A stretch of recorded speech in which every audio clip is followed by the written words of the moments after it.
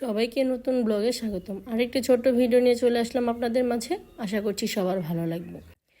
আজকে দুপুর থেকে ব্লগটা শুরু করলাম। দুপুরে রান্নাবান্নার আয়োজন করা হয়েছে, সব কিছু কেটে বেছে পরিষ্কার করা হয়েছে। আর কাটাকাটিগুলো আমার শাশুড়ি মাই করে দিয়েছে। এখন বাসায় আমি আর আমার শাশুড়ি মা দুজনেই। আমার যা কিন্তু বাপের বাড়ি গিয়েছে ঈদেরতে বেড়াতে, আর আমার ননদ ও শ্বশুর বাড়িতে। এখন আমরা দুই শাশুড়ি বউ মিলে রান্নাবান্নার আয়োজন করে নিয়েছি। শাশুড়ি মা কিন্তু সব কিছু কেটে বেছে পরিষ্কার করে দিয়েছে, আর আমি এখানে রান্না বসিয়ে দিয়েছি।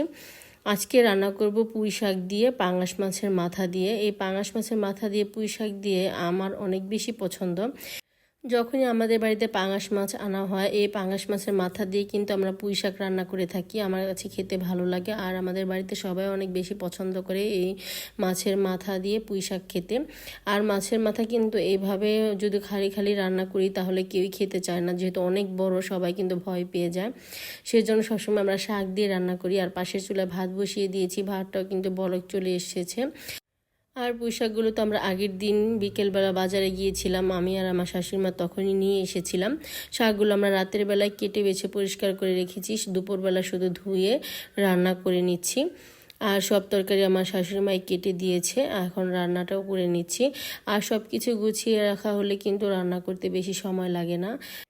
রান্নার জন্য সব গুছগাছ করতে কিন্তু অনেকটা সময় চলে যায়। আর এখন চটজলদি রান্নাটা করে নিচ্ছি। পুঁই শাকগুলো সব দিয়ে দিলাম, আর দেখতে তো অনেকগুলো শাক মনে হচ্ছে, রান্নার পরে কিন্তু একেবারে অল্প একটু হয়ে যাবে।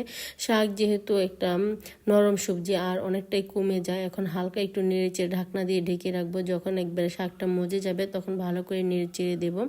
আর পাশের চুলায় আমি মাছের তরকারি রান্না করার জন্য মাছগুলো ভেজে নিচ্ছি। আজকে পাঙাশ মাছ রান্না করব বেগুন আর আলু দিয়ে। বেগুন আলু দিয়ে পাঙাশ মাছ খেতে আমার কাছে অনেক বেশি ভালো লাগে, আর একটু তেল তেল কম মনে হয়। সবজি দিয়ে পাঙাশ মাছ কিন্তু খেতে বেশি ভালো ভুনার থেকে। ভুনা করলে কিন্তু অনেক তেল বের হয়, আর সবজি দিয়ে রান্না করলে তেলটা একটু কম লাগে, খেতে বেশ ভালোই লাগে।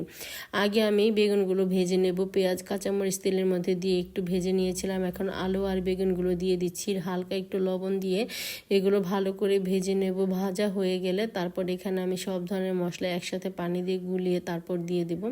এই তো বেগুন আর আলুটা অনেকটা ভাজা হয়ে গিয়েছে, এখন মশলাগুলো কিন্তু আমি পানি দিয়ে গুলিয়ে দিয়ে দিলাম। এখন ভালো করে কষিয়ে নেব এই পানি দিয়ে। এইভাবে রান্না করলে আমার কাছে একটু সহজ মনে হয়, কারণ যদি আলাদা বেগুন ভেজে নিই তারপর আবার মশলা কষাই, আমার অনেক বেশি ঝামেলা মনে হয়। সেজন্য আমি এইভাবে রান্না করে থাকি। পুঁই শাকটা কিন্তু রান্না হয়ে গিয়েছে, এখন নামিয়ে নিচ্ছি।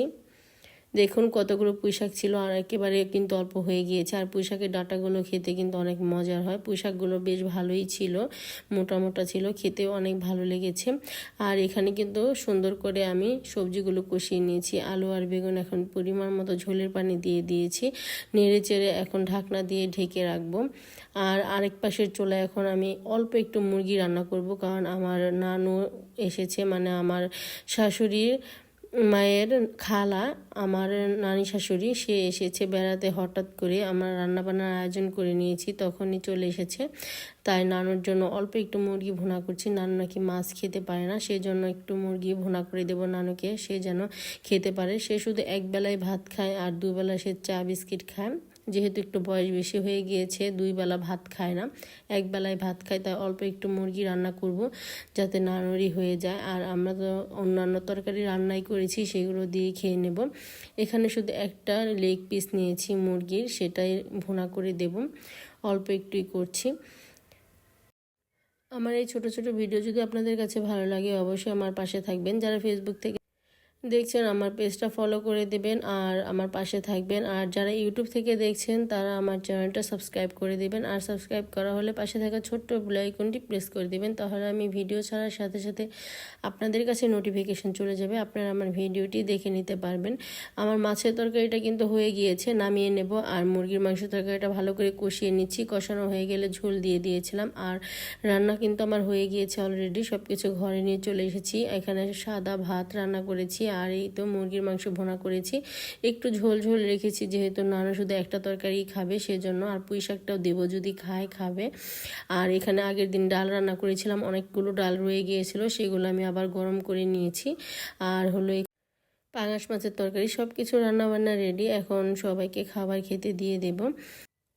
দুপুরে খাবার দাবার খেয়ে অনেকক্ষণ রেস্ট নিয়েছি। এখন সন্ধ্যা হয়ে গিয়েছে। আমার শাশুড়িমা কিন্তু আজকে রোজা রয়েছে, তার জন্যই এখানে কিছু নাস্তা এনেছি। এখানে পুরি সিঙ্গারা এনেছি। এগুলো ইফতারের সময় সবাই মিলে একসাথেই খাবো। শাশুড়ি মা খাবে, আমরাও খাবো। যেহেতু বাড়িতে লোক সংখ্যা কম, এর জন্য অল্প অল্প এনেছি। আর গাছে পেঁপে হয়েছিল 3টা, সেখান থেকে একটা পেঁপে পেকেছে, একটা পেঁপে পেড়ে আনলাম। মাকে এটা কেটে দেব, ইফতারের সময় খেলে কিন্তু ভালোই লাগবে। পেঁপেটা কেটে দিব আর শরবত বানিয়ে দেব। এই দিয়ে ইফতারি করে নেবে। আর যেহেতু ভাজা পোড়া একবারে কম খাওয়া হয় আমাদের, রোজার মধ্যে কিন্তু অনেক ভাজা পোড়া কম করেছি, তাই আজকে কোনো কিছু আর তৈরি করিনি। দেখি 2-1 দিন পর আবার তৈরি করে দেব। যেহেতু ভাজা পোড়া খেতে পছন্দ করে না, সেজন্য আমি আর বানাইনি। এজন্যই এগুলো কেটে দিচ্ছি। পেঁপে আর পুরি সিঙ্গারা শরবত এগুলো দিয়ে আজকে ইফতার করে নেবে। আর এই রমজান মাসের পরে যে ঈদ হয়, ঈদের পরে কিন্তু এই 6টা রোজা অনেকেই করে থাকে। সেইভাবে আমার শাশুড়িমা এই রোজাগুলো করছে। আজকে দ্বিতীয় রোজা, প্রথম রোজা কালকে করে নিয়েছে। আজকে ইফতারের জন্য এগুলো কেটে নিলাম।